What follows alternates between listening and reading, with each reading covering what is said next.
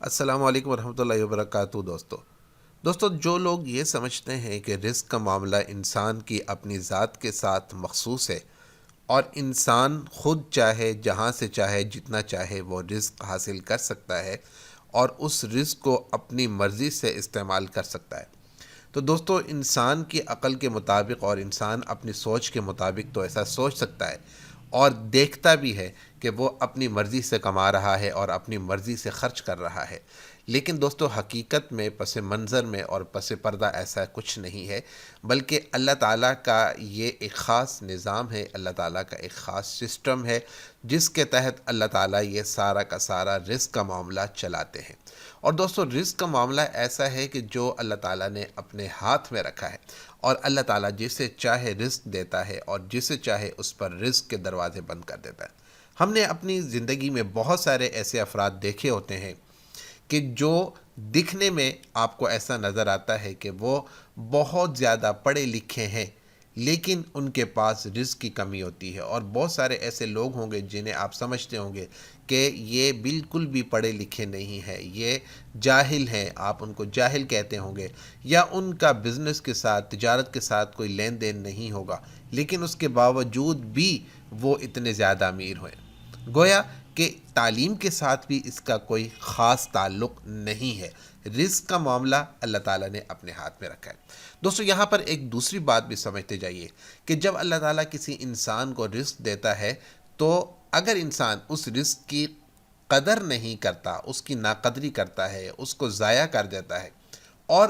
دوسرے لوگوں کو اس رزق میں شامل نہیں کرتا، تب بھی اللہ تعالیٰ اس رزق کے دروازے اس انسان کے اوپر بند کر دیتے ہیں۔ آج میں آپ کو جو بات سمجھانے لگا ہوں، یہ بات میں آپ کو قرآن کریم کے ایک واقعے کے ذریعے سے سمجھانے کی کوشش کر رہا ہوں کہ اللہ تعالیٰ نے رزق کا معاملہ اپنے ہاتھ میں رکھا ہے، اور جو ناقدرہ ہوتا ہے، جو اس کی ناشکری کرتا ہے اور اس رزق کی قدر نہیں کرتا، اللہ تعالیٰ اس کے اوپر اپنے رزق کے ذرائع بند فرما دیتے ہیں۔ قرآن کریم میں اللہ تعالیٰ نے جہاں پر بہت سارے انبیاء کرام کا تذکرہ فرمایا، وہاں ایک قوم کا اور ایک نبی کا تذکرہ فرمایا، جس میں اللہ تعالیٰ نے فرمایا کہ حضرت صالح علیہ السلام، جن کو قوم سمود کی طرف اللہ تعالیٰ نے نبی بنا کر اور پیغمبر بنا کر بھیجا تھا۔ حضرت صالح علیہ السلام کی قوم عرب کے شمال مغرب میں رہتی تھی، اور ان کے بڑے شہر کا نام حجر تھا، جو مدائن صالح کے نام سے بھی مشہور ہے، حضرت صالح علیہ السلام کی طرف نسبت کرتے ہوئے۔ یہ قوم بت پرست تھی، اور ان کی اصلاح کے لیے اللہ تعالیٰ نے حضرت صالح علیہ السلام کو مبعوث فرمایا۔ آپ نے ان کو دعوت دی تو انہوں نے دعوت توحید ماننے کے لیے یہ شرط رکھی کہ سامنے جو پہاڑ پر پتھر ہے، اس پتھر سے ایک دودھ والی اونٹنی پیدا ہو۔ یہ ایک بڑا عجیب و غریب مسئلہ تھا کہ پتھر میں سے اونٹنی پیدا ہو اور وہ بھی دودھ والی۔ اگر آپ یہ کر دیں تو پھر ہم دعوت توحید کو قبول کریں گے۔ حضرت صالح علیہ السلام نے اللہ تعالیٰ سے دعا فرمائی تو اللہ تعالیٰ نے پتھر سے اونٹنی پیدا فرمائی۔ پھر ان کا دوسرا یہ سوال تھا کہ وہ جو اونٹنی پیدا ہو وہ فوراً بچہ بھی دے، اور وہ سو جائے اور وہ بچہ بھی دے۔ تو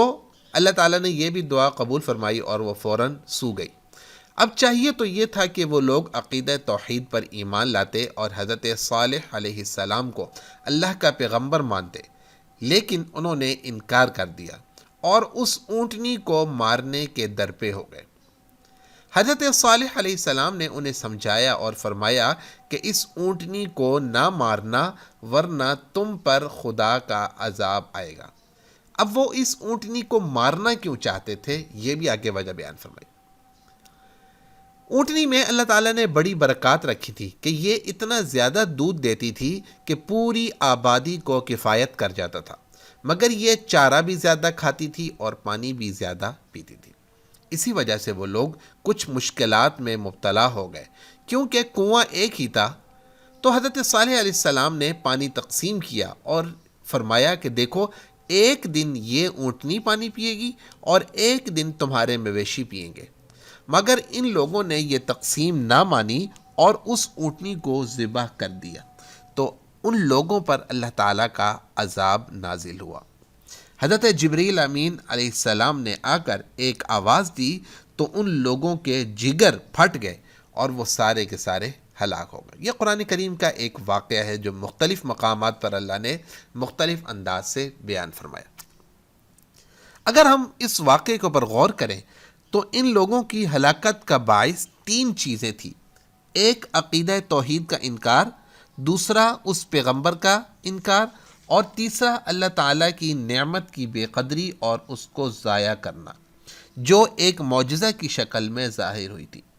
تو دوستو اس سے یہ بات معلوم ہو جاتی ہے جو میں نے آپ سے شروع میں بیان کی تھی کہ روزی ضائع کرنے کی وجہ سے اللہ تعالیٰ دنیا کے اندر بھی انسان پر عذاب نازل فرماتے ہیں، اور آخرت میں اس کی کیا شکل ہوگی اور اللہ تعالیٰ آخرت میں انسان کو کیسے پکڑیں گے اور اس کی کیا سزا دیں گے، یہ اللہ تعالیٰ کو ہی معلوم ہے۔ تو دوستو اگر آپ کو یہ ویڈیو اچھی لگے تو آپ دوستوں سے ضرور شیئر کیجئے، اور اگر آپ اس چینل پر نئے ہیں تو ہمارے چینل کو بھی ضرور سبسکرائب کیجئے۔